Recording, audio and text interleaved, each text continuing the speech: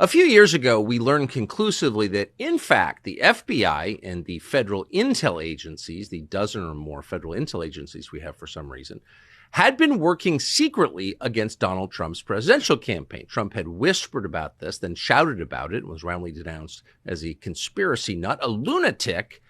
But in the end, he was vindicated. It was true. These agencies spied on Trump, and they leaked some of what they'd learned to the media, which used it against Trump.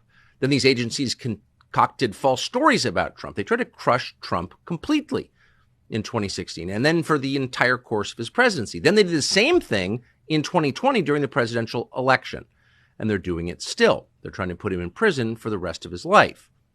So if you take 3 steps back, what you have here is what we're seeing now. For the third time in 3 consecutive cycles, secretive federal agencies are trying to rig our presidential election. This is what the Democrats refer to as democracy, and they're trying to defend it. But of course, it's the opposite of democracy. It's in fact the end of democracy in any semblance of a constitutional republic we ever had. If you have a secret police force threatening people, spying on them, and working secretly the levers of political power, then you don't have a democracy. You have no control over really anything as a voter. So if there's one thing the Republican Party, the opposition party, should be doing in response to this, right now, it's fighting back against this descent into totalitarianism. They should be working to return freedom and democracy to the country. They should defend the Constitution. They should rein in these agencies, Washington's secret police. But you will not be surprised to learn they've been busy doing just the opposite. So if you're wondering why no one has gone to prison for any of this, now that we know it actually happened, well, the reason is in part a law called FISA, the Foreign Intelligence Surveillance Act. It's been around a long time. Teddy Kennedy first proposed it, by the way, back in the mid-1970s. And that law allows the federal government to spy without a warrant on foreigners outside the borders of the country. And the idea is bad people are doing bad things against us. We need to know what they are, and we can't bother to go to a court to get a warrant every time we want to know. But it will never be used against American citizens. Well, of course, now that we know it has been at scale. But that law, FISA, has made it possible. So that law is now up for reauthorization in the House of Representatives. And amazingly, the new Speaker of the House, Mike Johnson of Louisiana, has spent the last couple of weeks doing all he can to get that law reauthorized. In other words, to allow the federal agencies to continue to spy upon and punish people who disagree with him. In other words, Mike Johnson's own party, Republicans, Trump voters. Mike Johnson has been working to do that. And that effort failed today because members of Congress heard from their constituents or came to their senses, saw the truth in a dream. Whatever happened, they stopped Mike Johnson from doing that for the moment. So that's a good thing, and you ought to be celebrating it, even if you didn't know it was happening. And a lot of people didn't because it got very little media coverage. But of course, this is a temporary victory, like all bad things, like that chlamydia you got in a hot tub in Cabo in college. It will come back. This attempt to spy on you, an American citizen, without a warrant because you've been politically disobedient. Why will it come back? Because it's what they really care about. And so before it does come back, it's worth just a very quick autopsy on what just happened. What did we just see so we can learn a couple of important lessons? And the first lesson we're going to learn is that a lot of powerful people in the Congress are liars. They lie without shame, in fact, with pride, and they do so at the behest of, or because of blackmail instituted by, the intel agencies. And at the head of that list would be the chairman of the House Intel Committee, Mike Turner of Ohio. We're going to play you a clip from Mike Turner of Ohio saying exactly the opposite of what is true. Here is Mike Turner reassuring you that FISA would never, under the FISA law, the U.S. government would never be allowed to spy on you without a warrant because that's unconstitutional. It's never happened. It never will happen. And if you think otherwise, you're probably one of those UFO-believing nut jobs who ought to stop doing ayahuasca. Here's House Intel Committee, pawn of the intel agencies, Mike Turner of Ohio. We're not surveilling foreigners in the United States. We're not surveilling Americans in the United States. Those individuals who say that this is a warrantless search of Americans' data are just not telling the truth. These are foreigners abroad. They're a select group of individuals who are a national security threat. If you're an American and you're corresponding with ISIS, yes, if we're spying on ISIS, your communications are going to be captured. You would want us to do that. All Americans would want us to try to make certain that we keep ourselves safe from these outside terrorist groups and organizations. We are not spying on Americans. This is not a warrantless surveillance program. This is foreigners who are abroad only. Every word of that a lie. And we don't need to guess. And I hate to use that pronoun, but I specifically don't need to guess because that actually happened to me. The NSA broke into my text messages, read them, passed them to news organizations in order to discredit me, and then admitted that they did that, admitted that they spied on me. And they did it under FISA because I was daring to text with a foreigner outside our borders. So Mike Turner knows that. He's the chairman of the Intel Committee. He knows he's lying, but he's doing it anyway because it's that important to preserve that core power. If you have the power to spy on someone and then to leak the information that you gather or manipulate it and then leak it in order to control that person, that's a major power. In fact, that's a bigger power than any voter in this country has. And so he's acting on their behalf when he lies to you. And so it shouldn't surprise you that they want to keep that power. And they want to keep it so badly that over the last week, U.S. government officials did something that may not have precedent in Washington. They lobbied members of Congress directly. In the words they used in Washington, they whipped the bill.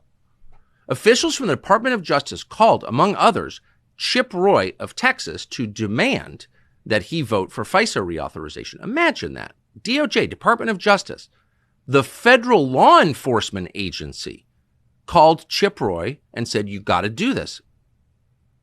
Think about that. Is there any group in this country more powerful than the Department of Justice? They can put you in jail, and they've shown a willingness to do that. They could put kiddie porn on your computer. They've probably done that too. And everybody who serves in Congress knows that. And everybody's afraid of them, along with the CIA and NSA and a bunch of other three-letter agencies. Members of Congress are afraid of them because they know the consequences of disobedience. And so for them to call directly a member of Congress, they'd be like the FBI coming to your house on election day and demanding that you vote for their designated candidate. And then having access to the record of who you actually voted for, as they do in the Congress.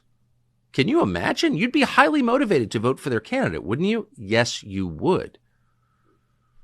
So they're willing to do anything to get this enshrined in law because it gives them legal cover to subvert democracy, which is their program, of course. And everybody knows it. Mike Johnson knows it, but he's not telling his conference that, his fellow Republicans. In a meeting today with his Republican conference on Capitol Hill, Mike Johnson said, you must vote for this, and you must vote for it because America hangs in the balance. And if you had the intelligence that I've seen in my classified briefings, which you could not see, you would know that it's your moral responsibility to vote for this. And by the way, if you don't vote for it, Americans will die.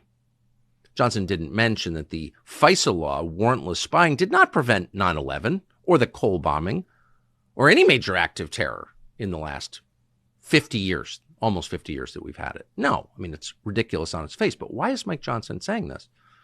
Well, there are only two possible explanations. One is that he's just stupid and doesn't know and believes his intel briefers. Every person who has spent any time in D.C. knows the intel briefing, the classified intel briefing in the SCIF, is merely a leash. It's a collar around your neck connected to a chain, and the other hand is your handler from some federal agency with a black budget whose total you can't know. Of course, it's a way to control you, giving you information that you can't repeat to anyone else, that you have no way of verifying, and telling you that if you don't go along with the program, Americans will die. Right. So he either doesn't know that that's the way things actually work in D.C. Oh, of course Saddam has weapons of mass destruction. You want to get America vaporized in a nuclear attack? Invade, et cetera, et cetera. Many precedents for this. I mean, it's the oldest story there is. Either he doesn't know that, or there's another agenda. We can't know for certain. But consider this. Mike Johnson has been Speaker of the House for not very long, just several months now. He got the job accidentally.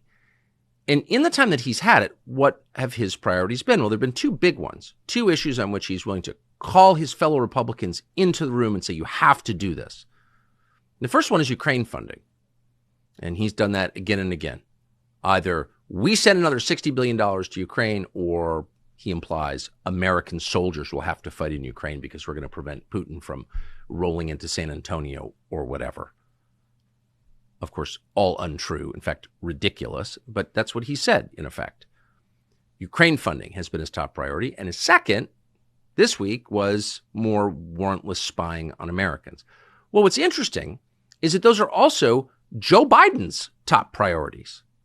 Those are not the top priorities of Republican voters. They're not the top priorities of American voters. Look at the public opinion polling. It's available on Google.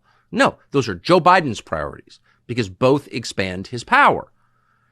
So what's interesting is that the Republican Speaker of the House shares those priorities, not closing the border. He didn't call his conference in to say, shut down the border tomorrow because 70% of Americans are demanding that. And 100% of our own voters are demanding that. And that will save this country from certain destruction. He didn't say that. He said the number one thing we need to do is continue to have the legal right to spy unconstitutionally on American citizens without bothering to get a warrant. And again, is it an accident that's Joe Biden's top priority too after Ukraine, which he's still pushing? We'll let you decide. But the bottom line is, over time, people who don't live in Washington don't know the complexities of the process, who aren't impressed by Johnson's claim, I've only got a one-seat majority. I have to do this. People are looking at this cold, with just the big facts available, will start to notice that the priorities of one party mirror the priorities of the other party. And they may ask themselves two questions. First, who's got my priorities top of mind? And second, why even bother with the Republican Party if all they're going to do is ratify what Joe Biden wants? And they may ask that question really soon. Let's hope they do. Free speech is bigger than any one person or any one organization. Societies are defined by what they will not permit. What we're watching is the total inversion of virtue.